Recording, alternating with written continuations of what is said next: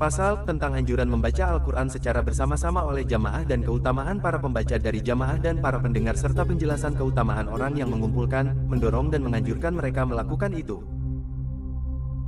Ketahuilah bahwa pembaca Al-Quran oleh jamaah secara bersama-sama adalah mustahab berdasarkan dalil yang jelas dan perbuatan-perbuatan ulama salaf dan khalaf yang jelas.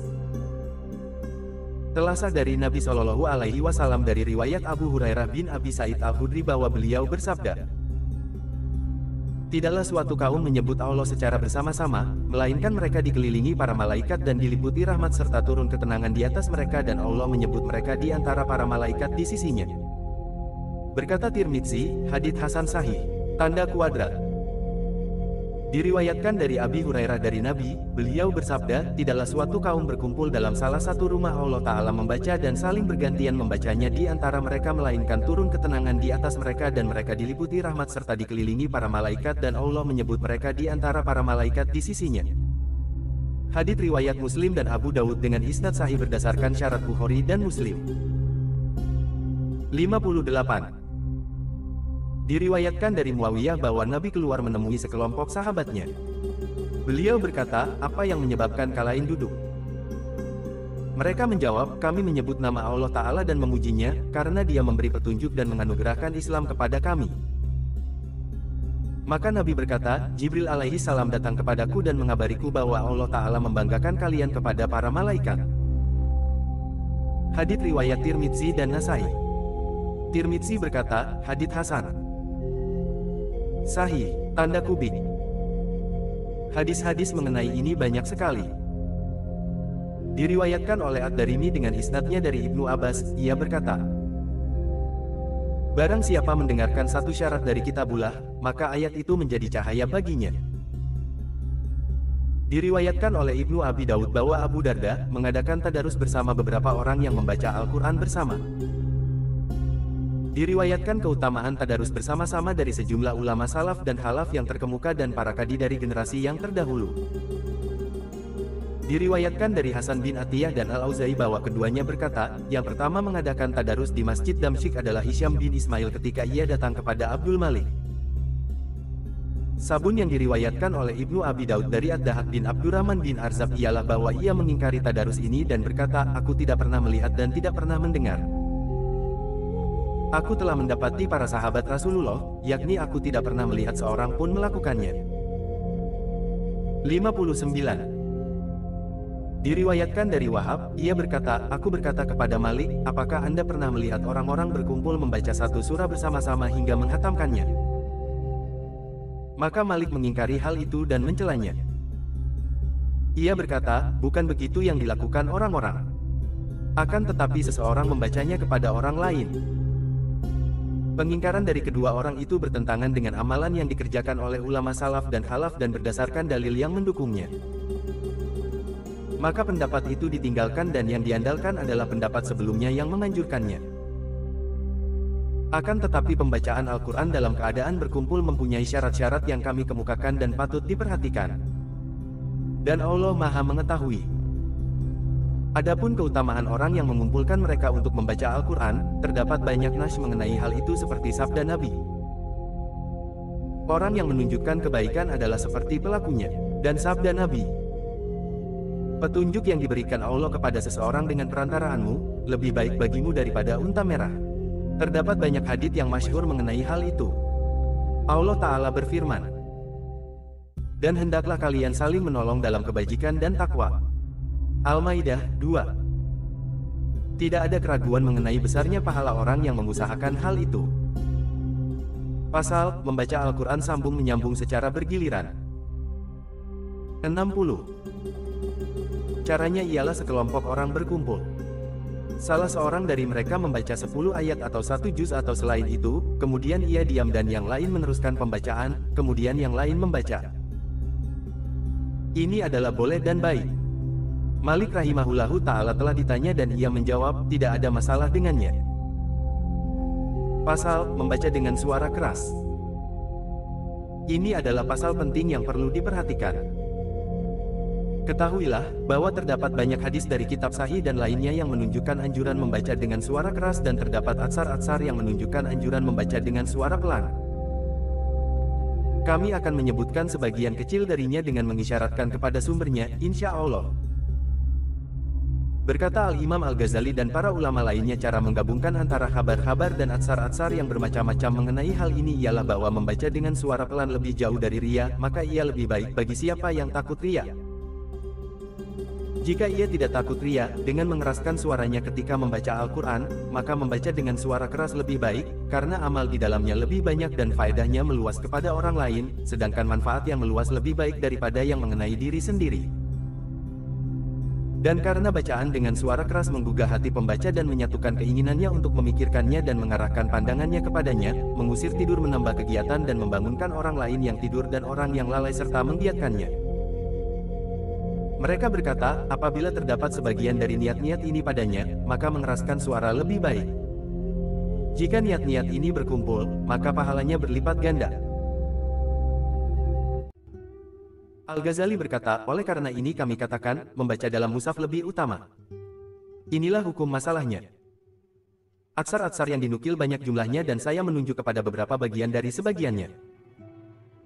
Diriwayatkan dalam kitab Sahih dari Abi Hurairah, ia berkata, aku mendengar Rasulullah Shallallahu Alaihi Wasallam bersabda, tidaklah Allah mendengarkan sesuatu seperti yang didengarkannya dari seorang nabi yang bagus suaranya melakukan Al-Quran dan mengeraskan suaranya. Hadits riwayat Bukhari dan Muslim. Perkataan mendengar adalah isyarat kepada keridaan dan penerimaan. Diriwayatkan dari Abi Musa Al-Asy'ari bahwa Rasulullah berkata kepadanya, engkau telah diberi seruling dari seruling-seruling keluarga Daud. Hadits riwayat Bukhari dan Muslim. Maksudnya diberi suara yang indah pen. Dalam suatu riwayat Muslim disebutkan bahwa Rasulullah berkata kepadanya, aku bermimpi mendengarkan bacaanmu tadi malam. Hadits riwayat Muslim dari Barid Ibnu Al-Husayb. Diriwayatkan dari Fudalah bin Ubaid, ia berkata, Rasulullah Shallallahu Alaihi Wasallam bersabda, sungguh Allah lebih mendengarkan orang yang membaca Al-Quran daripada pemilik sahaya perempuan yang mendengarkan nyanyian sahaya perempuannya. Diriwayatkan dari Abi Musa pula, ia berkata, Rasulullah bersabda, 62. Sungguh aku mengenal suara rombongan Asy'ariyin di waktu malam ketika mereka masuk dan aku mengetahui tempat-tempat mereka dari suara mereka ketika membaca Al-Quran di waktu malam meskipun aku tidak melihat tempat-tempat mereka ketika mereka berhenti di waktu siang hari. Hadits riwayat Bukhari dan Muslim. Dari Al-Bara bin Azib, ia berkata, Rasulullah bersabda, hiasilah Al-Quran dengan suaramu. Hadis riwayat Abu Dawud, Nasai dan lainnya. Diriwayatkan dari Ibnu Abi Daud dari Ali bahwa ia mendengar suara ramai dari orang-orang yang membaca Al-Quran di dalam masjid. Maka ia berkata, beruntunglah mereka ini. Mereka adalah orang-orang yang paling dicintai Rasulullah. Diriwayatkan banyak hadis mengenai pembacaan Al-Quran dengan suara keras. Adapun atsar-atsar tentang perkataan dan perbuatan para sahabat dan tabi'in tak terhitung banyak dan sangat masyhur. Semua ini mengenai orang yang tidak takut riya dan tidak takut kesombongan dan perbuatan-perbuatan buruk lainnya, serta tidak mengganggu jamaah karena menjauhkan salat dan membingungkan mereka. Telah dinukil dari sejumlah ulama salaf pilihan membaca dengan suara pelan ketika ketakutan mereka terhadap apa yang kami sebutkan. Dari Al-Amasi, ia berkata, aku masuk kepada Ibrahim yang sedang membaca dalam mushaf. Kemudian seorang lelaki meminta izin masuk kepadanya. Maka ia menutupi mushafnya dan berkata, jangan sampai orang ini melihat bahwa aku membacanya setiap saat. Dari Abil Aliyah, ia berkata, aku duduk bersama para sahabat Rasulullah radhiyallahu anhum. Kemudian salah seorang dari mereka berkata, tadi malam aku membaca begini. Maka mereka berkata, inilah bagianmu darinya. Dalil bagi mereka ini adalah hadits Uqbah bin Amir, ia berkata, aku mendengar Rasulullah bersabda. 63. Orang-orang yang membaca dengan suara keras seperti orang yang bersedekah secara terang-terangan dan orang yang membaca Al-Quran dengan suara pelan seperti orang yang bersedekah secara diam-diam. Hadits riwayat Abu Dawud, Tirmidzi dan Nasai. Tirmidzi berkata, hadits Hasan. Tirmidzi berkata, makna hadis ini ialah orang yang membaca Al-Quran dengan suara pelan lebih baik daripada orang yang membacanya dengan suara keras. Karena bersedekah secara diam-diam lebih baik menurut ulama daripada bersedekah secara terang-terangan. Ia berkata, sesungguhnya makna hadis ini menurut ulama adalah supaya orang menjadi aman dari kesombongan, karena orang yang beramal secara diam-diam tidak dikhawatirkan timbulnya kebanggaan diri padanya sebagaimana dikhawatirkan bila ia beramal secara terang-terangan. Saya katakan, semua ini sesuai dengan yang telah dijelaskan sebelumnya di pasal pertama dari rincian ini bahwa jika ia takut sesuatu yang tidak disukainya bila mengeraskan suaranya, maka ia tidak perlu mengeraskan suaranya. Dan jika tidak takut sesuatu dianjurkan baginya membaca dengan suara keras. Jika pembacaan Al-Quran itu dilakukan oleh sejumlah orang yang berkumpul bersama-sama, maka sangat dianjurkan mengeraskan bacaannya berdasarkan alasan yang telah kami kemukakan dan karena bermanfaat bagi selain mereka. Dan Allah Maha Mengetahui. Pasal anjuran membaca Al-Quran dengan suara yang bagus. Para ulama salaf dan halaf dari para sahabat dan tabi'in radhiyallahu anhum dan para ulama ansor kota-kota Madinah, Baghdad, dan Basrah dan imam-imam muslimin sesudah mereka sepakat atas disunahkannya membaguskan suara ketika membaca Al-Quran. Perkataan-perkataan dan perbuatan-perbuatan mereka sangat masyhur sehingga kami tidak perlu menukilnya satu demi satu. 64. Dalil-dalil ini dari hadis Rasulullah sudah banyak diketahui oleh para ulama terkemuka maupun orang awam seperti hadis, hiasilah Al-Quran dengan suaramu, semuanya telah dikemukakan dalam pasal yang lalu. Telah dikemukakan mengenai keutamaan tartil hadits Abdullah bin Mughaffal bahwa Nabi mengulang-ulang bacaan seperti hadis Sa'ad bin Abi Waqqas dan hadis Abi Lubabah bahwa Nabi bersabda, "Barang siapa tidak melakukan Al-Quran, maka ia bukan dari golongan kamu." Abu Dawud meriwayatkan kedua hadits itu dengan dua isnad yang baik. Mengenai isnad saat terdapat perbedaan yang tidak mengganggu. Jumhur mayoritas ulama berkata, tidak melakukan Al-Quran artinya tidak membaguskan suaranya. Dan hadits Al-Bara, ia berkata, aku mendengar Rasulullah membaca dalam salat Isya, etin. Maka aku tidak pernah mendengar seorang pun yang lebih bagus suaranya daripada beliau.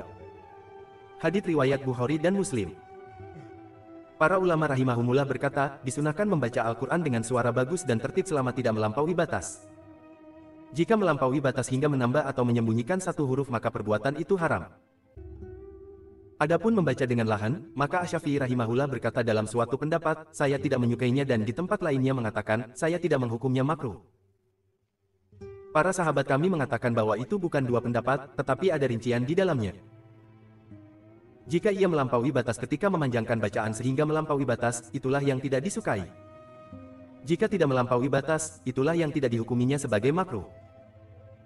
Qadil Qudat Al-Mawardi berkata dalam kitabnya Al-Hawi, membaca Al-Quran dengan irama yang dibuat-buat, jika mengeluarkan lafaz. 65. Al-Quran dari bentuknya dengan memasukkan beberapa harakat di dalamnya atau mengeluarkan beberapa harakat darinya atau memendekkan yang panjang atau memanjangkan yang pendek atau memanjangkan bacaan sehingga merusak sebagian lafaz dan mengaburkan maknanya, maka perbuatan itu haram dan pembacanya dihukumi fasik, sedangkan pendengarnya berdosa, karena mengalihkan dari jalannya yang lurus ke jalan yang bengkok. Allah Ta'ala berfirman, yaitu Al-Quran dalam bahasa Arab yang tidak ada kebengkokan di dalamnya. Supaya mereka bertakwa. Az-Zumar 28. Apabila irama itu tidak mengeluarkan dari lafaz dan bacaannya secara tartil, maka bacaan itu dibolehkan, karena ia menambah kebagusannya dengan iramanya itu. Ini adalah perkataan Qadil Qudat. Adapun macam pertama dari bacaan dengan irama yang diharamkan ini adalah maksiat yang menimpa sebagian kaum awam yang bodoh dan dungu yang membaca untuk jenazah dan dalam sebagian majelis. Ini adalah bid'ah yang diharamkan dan jelas dan setiap orang yang mendengarkannya berdosa sebagaimana dikatakan oleh Qadil Qudat. Setiap orang yang mampu menghilangkannya atau melarangnya, namun tidak melakukannya ia pun berdosa. Saya telah mencurahkan sebagian kemampuan untuk melakukannya dan saya berharap dari karunia Allah yang Maha Pemurah agar memberi petunjuk untuk menghilangkannya kepada orang yang layak mendapatkannya dan menjadikannya dalam keselamatan. Asy-Syafi'i berkata dalam Mukhtasar Al-Muzani, ia baguskan suaranya dengan cara apapun. Beliau berkata, yang paling baik adalah membaca dengan perlahan-lahan dan suara lembut. Diriwayatkan oleh Ibnu Abi Daud dengan isnadnya dari Abi Hurairah bahwa ia berkata, et-tawir, satu, dengan suara lembut seperti meratap. Diriwayatkan dalam Sunan Abi Daud, dikatakan kepada Ibnu Abi Mulaikah, apa pendapatmu jika ia tidak bagus suaranya? 66. Ibnu Abi Mulaikah menjawab, ia baguskan suaranya sedapat mungkin. Pasal, anjuran mencari bacaan yang baik dari orang yang bagus suaranya. Ketahuilah, bahwa banyak ulama salaf meminta dari para pembaca yang bagus suaranya agar membaca Al-Quran, sedangkan mereka mendengarkannya. Hal ini disepakati tentang kebaikannya dan merupakan kebiasaan orang-orang baik dan para ahli ibadah serta hamba-hamba Allah yang soleh dan menjadi sunnah yang berlaku dari Rasulullah. Telah diriwayatkan hadis yang sahih dari Abdullah bin Mas'ud, ia berkata, Rasulullah berkata kepadaku, bacakan Al-Quran kepadaku. Aku berkata, ya Rasulullah, apakah aku pantas membacanya kepadamu, sedangkan Al-Quran diturunkan kepadamu? Nabi menjawab, sesungguhnya aku ingin mendengarkannya dari orang lain. Maka aku bacakan kepadanya surat An-Nisa hingga sampai pada ayat ini. Maka bagaimanakah hal orang kafir nanti apabila kami mendatangkan seorang saksi, rasul, dari tiap-tiap umat dan kami mendatangkan kamu, Muhammad, sebagai saksi atas mereka itu, sebagai umatmu. An-Nisa 41. Beliau berkata, cukuplah bagimu sekarang. Kemudian aku menoleh kepadanya. Ternyata kedua matanya berlinang air mata. Hadits riwayat Bukhari dan Muslim. Diriwayatkan oleh Ad-Darimi dan lainnya dengan sanad-sanad mereka dari Umar ibnu Khattab bahwa ia berkata kepada Abi Musa al-67. Asy'ari, ingatkan kami kepada Tuhan kami. Maka ia bacakan Al-Quran di dekatnya. Atsar-atsar mengenai hal ini banyak dan terkenal. Banyak orang soleh meninggal disebabkan bacaan dari orang yang mereka minta untuk membacakan Al-Quran. Dan Allah Maha mengetahui. Sebagian ulama telah menganjurkan agar memulai majelis hadis Nabi dan mengakhirinya dengan pembacaan Al-Quran oleh pembaca yang bagus suaranya.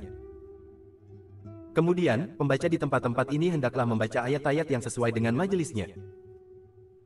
Hendaklah ia membaca ayat-ayat yang membangkitkan harapan dan menimbulkan rasa takut, mengandung nasihat-nasihat, menyebabkan zuhud terhadap keduniaan, menimbulkan kesukaan kepada akhirat dan persiapan untuknya, pendek angan-angan dan budi pekerti mulia. Pasal 2. Apabila pembaca memulai dari tengah surah atau berhenti di tempat yang bukan akhirnya, hendaklah ia memulai dari permulaan kalam yang saling berkaitan satu sama lain dan berhenti pada kolom terkait serta tidak terikat dengan persepuluhan dan bagian-bagiannya, karena bisa terjadi di tengah kalam yang terkait seperti bagian yang terdapat dalam firman Allah Ta'ala. Dan diharamkan juga kamu mengawini wanita yang bersuami. An-Nisa 24. Dan firman Allah Ta'ala, dan aku tidak membebaskan diriku dari kesalahan. Yusuf 53. Dan firman Allah Ta'ala, maka tidak lain jawaban kaumnya. An-Naml 56. Dan firman Allah Ta'ala, dan barang siapa di antara kamu sekalian istri-istri Nabi tetap taat kepada Allah dan Rasul-Nya. Al-Ahzab 31. Dan firman Allah Ta'ala, dan kami tidak menurunkan kepada kaumnya sesudah dia meninggal suatu pasukan pun dari langit. Yasin 28. 68.